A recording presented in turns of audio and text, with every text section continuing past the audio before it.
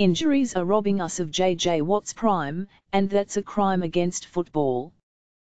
The look on JJ Watt's face when he exited Sunday Night Football in the first quarter left little doubt about the news that would follow. It was known early in the second half of the Texans' loss to the Chiefs that Watt wouldn't play again in 2017. The defensive end has something called a tibial plateau fracture, and he's apparently done for the year. Injuries have derailed a player who used to never miss games. Football's a cruel game. Watt had off-season back surgery before 2016, and he'd re-injured his back by the end of September. He played in 3 games. This year, he appeared in 5. He'll have been active for exactly 25% of these 2 regular seasons. He missed a decent little playoff run last year and will miss another this year, assuming Deshaun Watson and a still solid defense can get Houston there.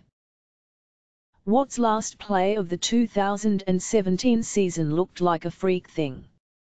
He engaged with Kansas City offensive lineman Mitchell Schwartz and crumbled as he tried to round the edge, with no contact to his lower body. Watt was still hunting for his first sack of the year when he went to the ground, and it turns out he's never going to get it. It's extra sad because Watt used to be an Iron Man. From his drafting in 2011 through 2015, he started all 85 games the Texans played, including 5 in the playoffs. He racked up 79.5 sacks in that span, which is Inner Circle Hall of Fame stuff. His numbers don't do justice to how good he was, either, because offenses were forced to feed him a steady buffet of double teams, which he'd beat anyway. During Watt's 2011-15 run, Houston finished in the top 9 in scoring defense 4 times and in the top 7 in total defense 4 times, too. All of that started with Watt. How many defenders were made better by the 3-time Defensive Player of the Year's presence?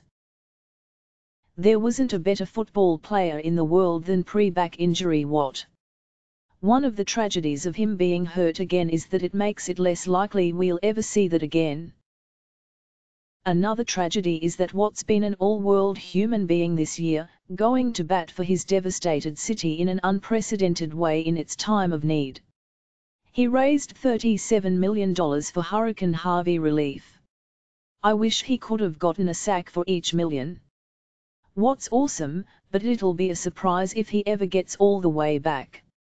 He's 28 this year, and it would have been quite a trick if Watt had been able to play anywhere approaching his 11-15 caliber this year.